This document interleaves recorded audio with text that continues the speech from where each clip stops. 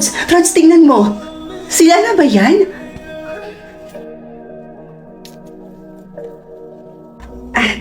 Oo, sila nga yan. Jackpot ka, be! Ay, yayaman tingnan, no? Sabi naman sa'yo, di ba? Kaya nga na-appreciate ko na nag-set sila ng ganito eh. Siguro, baka gusto pa nila na mas makilala ako bilang mapapangasawa ng anak nila. Rods. Ay, hello po. Wag na. Hindi yan ang pinunta ko rito.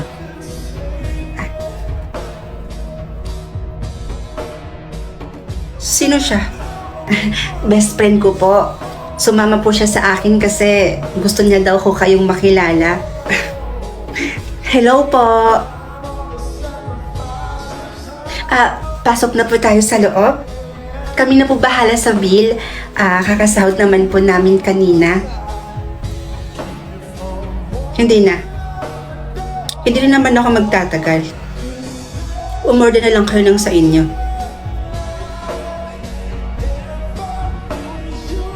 Sige ho. Kanya.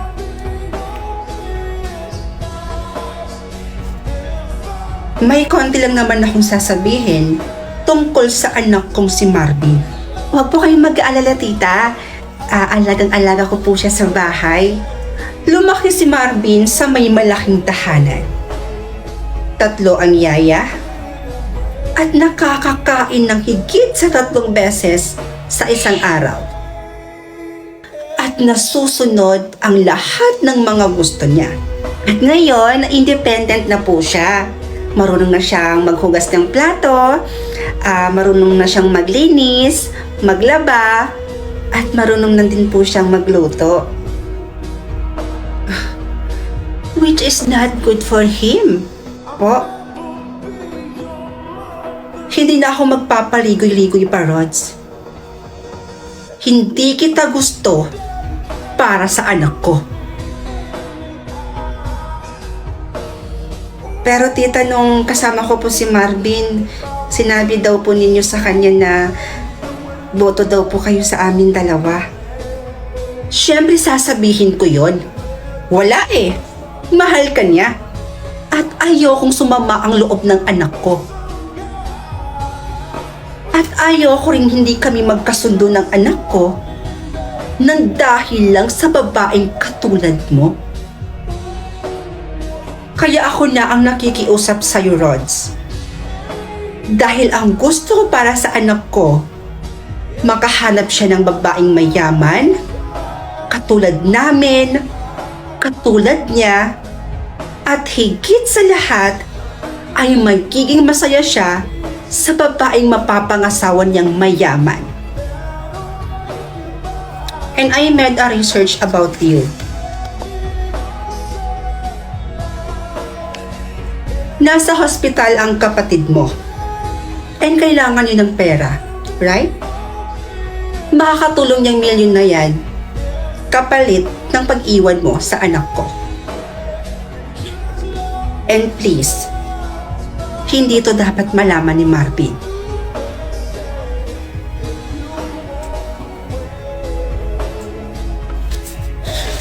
O teka, saan ka pupunta?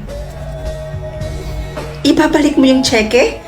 O pupunta ka dun sa kapatid mo para bayaran yung bill niya?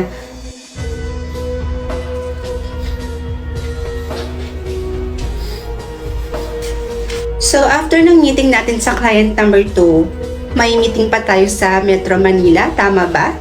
Oo, tama. Ano gagamitin natin? Yung sasakyan ko na lang ba? Yeah. Dara. Rod, si Marvin.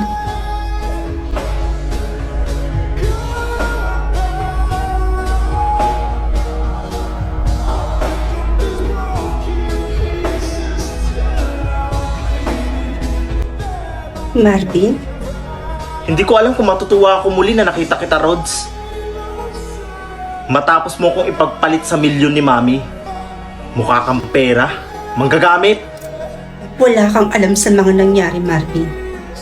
So stop judging me. Look at you now. Asensadong asensado ah. Monthly ba may income from mommy?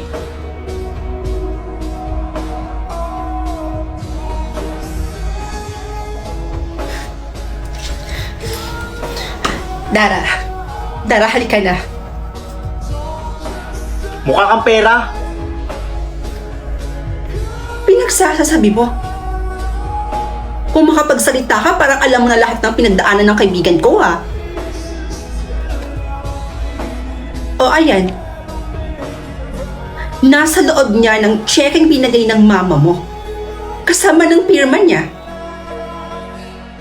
Hindi niya yan ginastos, Marvin. Hinayaan ng mamatay ang kapatid niya.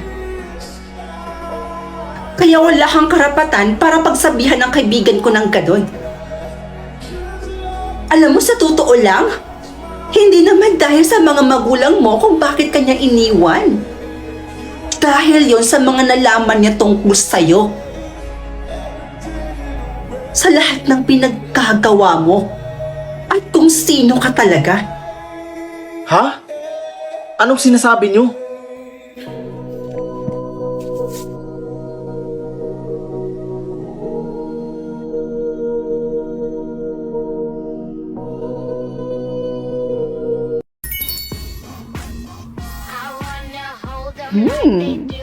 Mukhang masaya to, ah. Hala?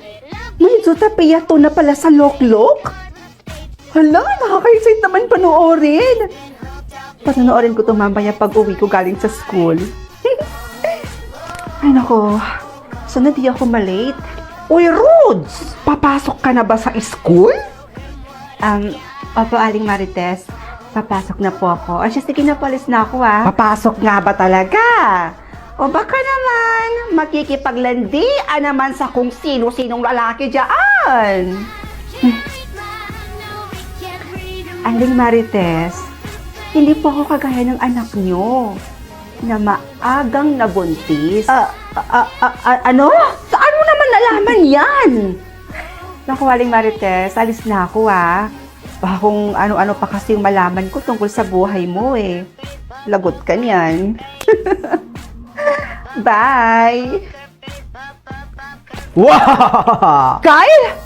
Kaya ka na nga yan? Ano ba? Bibigay ko lang to kapag pahahalikin mo ko. Ew! Katiri ka? Kaya hindi ako nakikipagbiruan sa'yo, ah. Ang kinasabi yan? Lo, kung makadiri naman to, bahala ka. Hindi ko ito ibibigay. Ibibigay mo? O ipagkakalat ko dito sa buong campus na may relasyon kayo ng teacher natin? Lo, huy, saan mo yan nalaman?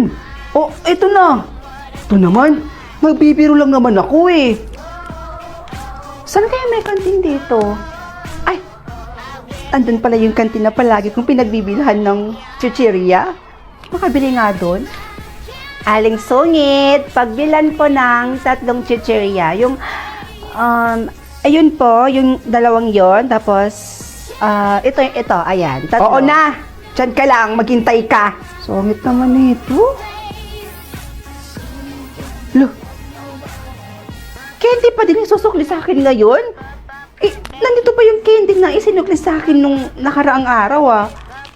Ang dami pa nito. Eto ka sa akin ngayon. O, eto. Akin na po. Kunin mo.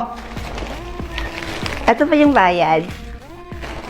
Bilangan niyo po yan, ha? Marami po yan. Sakto po dito sa binili ko. Ay. Bakit ang daming candy naman ito?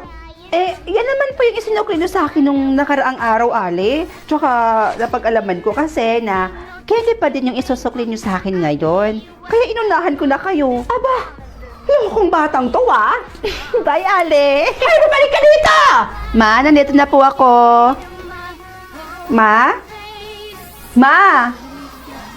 Saan si Mama? Bakit parang walang tao dito sa bahay? Ma? Oo na. Papa naman! Kayo lang po pala yan. Akala ko naman po kung sino ni. Pasensya ka na anak ha, kung nagulat ka ni Papa. Okay lang ba?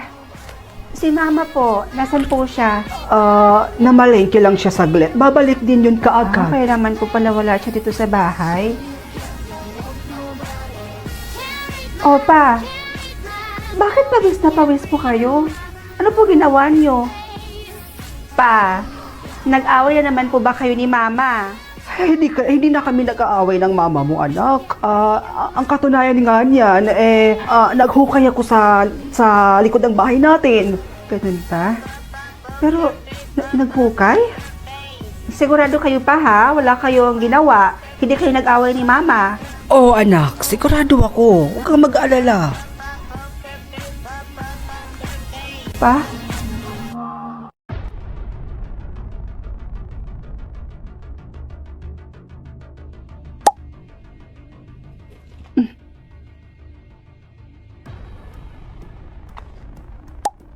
Ma, alis na po ako. Papasok na po ako sa school. Sige anak, basta mag-iingat ka ha. Sige ma.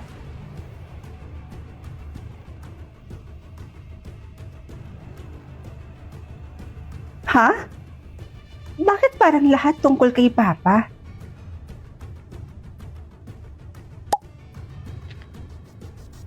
Hay nako, kaya naman pala maraming nanonood ng movie dito sa Loklok. Kasi yung mga movie dito, full movie mo na siyang mapapanood at libre pa. Isa pa tong Taxi Driver Season 3. Ang ganda pa lang panoorin ng movie na to, nakaka-enjoy! Ay, hi Bes, nandito ka na pala. Nga pala, kamusta yung mga tanong sa'yo? Okay lang naman, Bes. Medyo nakakapagtaka lang. Nakakapagtaka? Bakit naman? Tungkol pala saan yung mga tanong sa'yo? Halos lahat tungkol kay Papa. Yawan ko pero parang ang weird kasi. Ay nako, yung sa akin nga, Besh. Ang hirap nga din eh. Siguro hindi ko rin to kakayanin sagutin lahat. Kaya mo yan, Besh, do? Ikaw pa ba? Sana nga.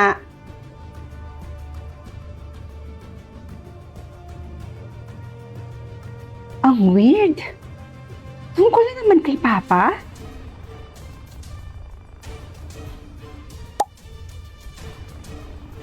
O basta hintayin mo ako doon. Ha? Siyempre wala. Ano pa naman tong klaseng tanong na to? Ha? Teka. Bakit mali?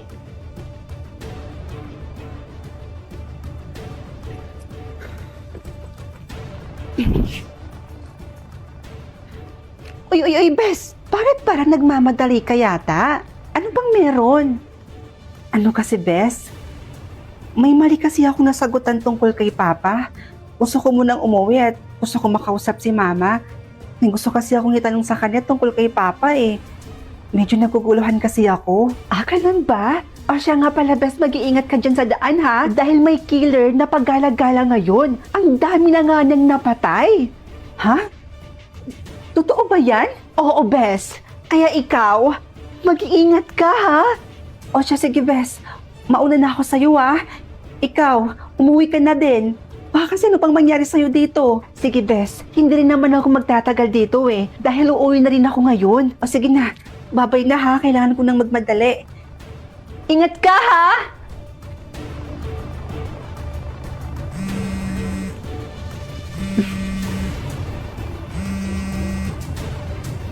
Hello, Ma. Bakit po? Anak, nasan ka? Anak, huwag ka munang umuwi dito sa bahay, ha? Pero, Ma, umuwi na po ako. Natatanaw ko na nga po yung bahay natin eh. Bakit po ba? Huwag ka na munang umuwi dito, makinig ka sa akin. Ito, anak, ha? Pakinggan mo ko. Huwag kang uuwi dito. Dahil nandito mismo sa bahay yung... Ma? Hello?